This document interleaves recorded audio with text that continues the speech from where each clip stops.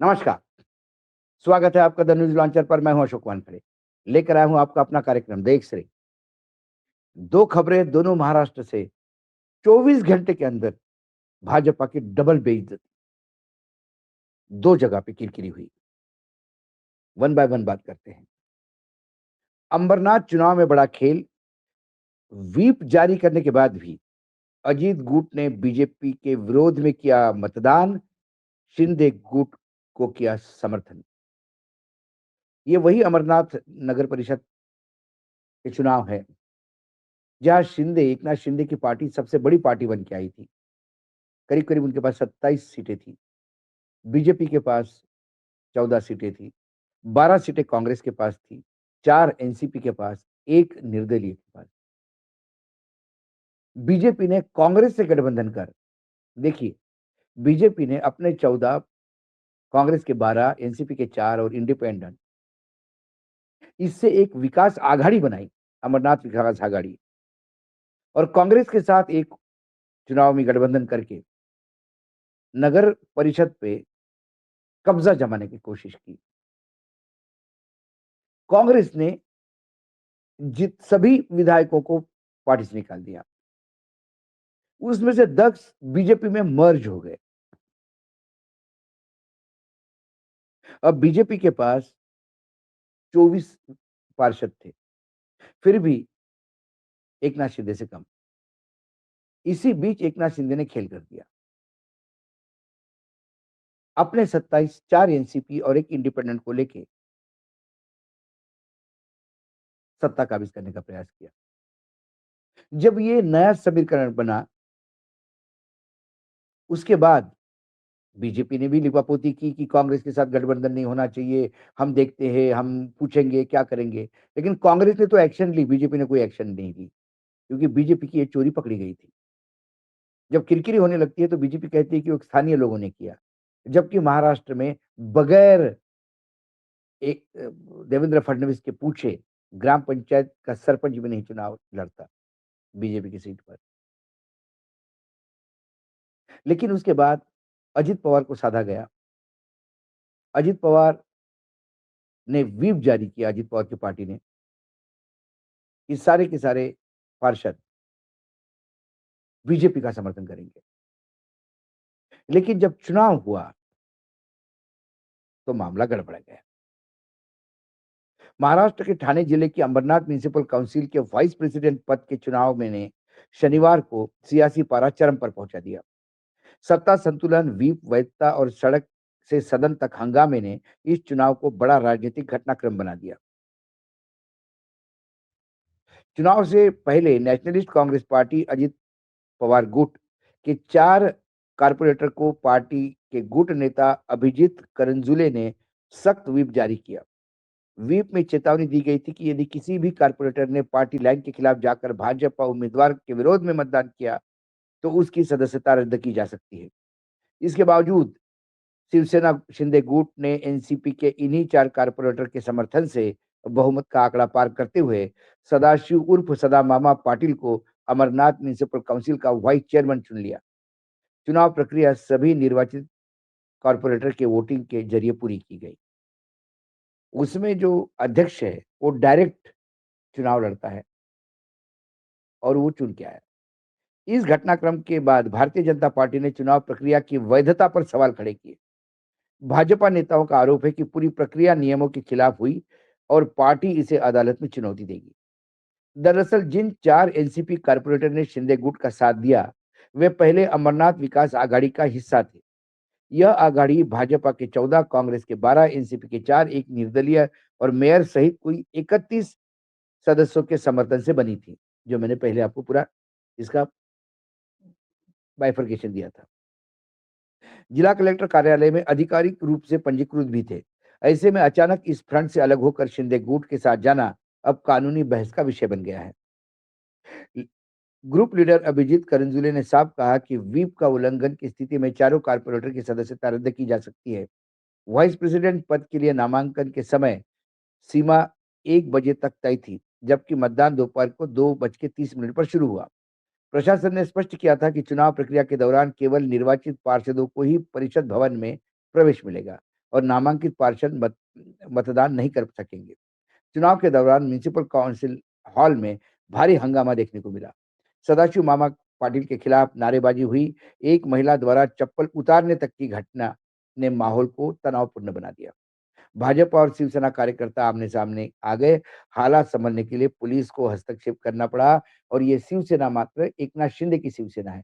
ये जो मोदी जी कहते हैं ना, केरल के लोगों को कि वामपंथी और कांग्रेस यहाँ लड़ते हैं और वहाँ दिल्ली में एक होते हैं, तो ये नुरा कुश्ती है। तो एकनाथ शिंदे और बीजेपी दिल्ली में एक है, मुंबई में एक है, अमरनाथ में नुरा कुश्ती है। मतदान में शिवसेना महायुति विकास आघाड़ी के 32 वोट मिले, जबकि अमरनाथ विकास आघाड़ी के खाते में 28 वोट आए।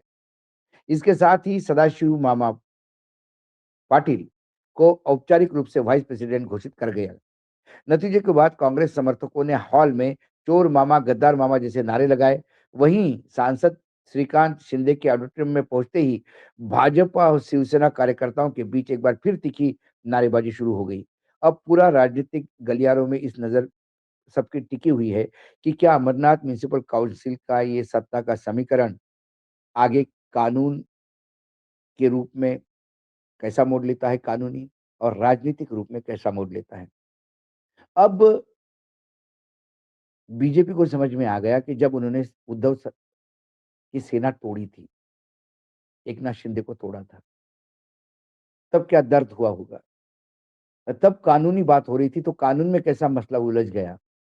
वही दांव एकनाथ शिंदे ने अजित पवार के साथ किया, जो अजित पवार ने अपने चाचा के साथ किया। यही भरना होता है। एक ये मामला हुआ जहां व्हिप जारी करने के बाद भी बीजेपी को हार का सामना मानना पड़ा और ये लड़ाई इसलिए भी बहुत मायने रखती है क्योंकि ये मात्र लड़ाई एक अमरनाथ नगर परिषद की नहीं थी। ये जो रविंद्र चौहान है अध्यक्ष बीजेपी के प्रदेशाध्यक्ष और एकनाथ शिंदे के बेटे श्रीकांत शिंदे, इनकी नाक की लड़ाई थी और यहां बीजेपी बुरी तरह से पस्त होते हुए दिखाई दी। दूसरा एक किरकिरी वाला मामला कि पार्टी विद द डिफरेंस चाल चरित्र चेहरे वाली भाजपा पे एक और लांछन लग गया। यौवन शोषण के सह आरोपी को भाजपा ने मनोनीत पार्षद बना दिया। चारों तरफ का आलोचना झेलने के बाद फिर उसको इस्तीफा देना पड़ा। क्या मामला था? आपको याद होगा एक बदलापुर स्कूल का एक केस था, मैटर था।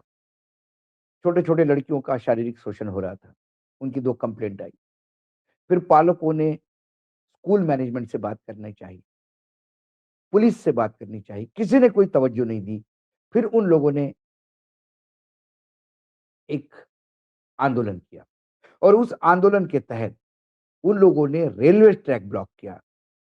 वहां पुलिस का लाठीचार्ज हो गया, लोग जख्मी हो गए और फिर पूरा देश देखने लगा कि ये हुआ क्या बदलापुर में। फिर आनन-फानन में बदलापुर में एक लड़के को अरेस्ट किया गया और बताया गया कि यही कल्प्रिट है। जबकि वो बार-बार उसके माता-पिता कह रहे थे कि इसको बलि का बकरा बना दिया गया। क्योंकि पहले दिन से सरकार और पुलिस उस स्कूल को बचा रही थी, स्कूल प्रबंधन को बचा रही थी, क्योंकि कहीं न कहीं उनके संघ और बीजेपी से तार जुड़े हुए थे। मामला और पेचीदा बन गया, जब वो मुजरिम जिसको कोर्ट से पेशी वो जेल से शिफ्ट कर रहे थे, तब एकाएक बताया गया कि उस अकेले लड़के ने 3 पुलिस वालों पर हमला कर दिया और खुद की सुरक्षा के लिए पुलिस ने गोली चलाई जिसमें उसका एनकाउंटर हुआ और मामला वहीं खत्म हुआ। लेकिन केस अभी भी कोर्ट में है। अब ये पूरी कहानी मैं आपको सिलसिलेवार सुनाता हूँ। ठाणे जिले की कुलगाम बदलापुर नगर परिषद में भारतीय जनता पार्टी द्वारा मनोनीत पार्षद अपॉइंटेड कारपोरेटर नियुक्त किए जाने के 24 घंटे के भीतर ही बदलापुर यौन उत्पीड़न मामले के सह आरोपी तुषार आप्टे ने इस्तीफा दे दिया। ये तुषार आप्टे को ही बीजेपी ने अपॉइंट किया था। सत्ताधारी दल ने इस नियुक्ति को लेकर चारों तरफ आलोचना झेलनी पड़ी। कथित यौन उत्पीड़न की घटना के समय आपटे स्कूल सचिव थे। तुषार आपटे बदलापुर के 2 नाबालिग कथित यौन उत्पीड़न की घटना के समय आपटे स्कूल के सचिव थे। तुषार आपटे बदलापुर की 2 नाबालिग स्कूली छात्रा के यौन उत्पीड़न मामले में सह आरोपी है। बदलापुर के एक स्कूल में 2 लड़कियों का यौन पीड़न की खबर फैलने के बाद पूरे राज्य में गुस्से की लहर दौड़ गई थी। यानी बीच में जो मैंने घटनाक्रम गया कि पेरेंट्स गए, सुना नहीं, उन्होंने रेलवे ट्रैक, फिर पथराव हुआ और पुलिस ने लाठीचार्ज किया, लोग ज़ख्मी हो गए। उसके बाद पूरे राज्य में ये खबर फैल गई। स्कूल के सचिव तुषार आप्टे को पुलिस ने 44 दिन बाद पकड़ा था, लेकिन 48 घंटे में ही उसको ज़मानत मिल गई। मामला फिलहाल अदालत में पेंडिंग है।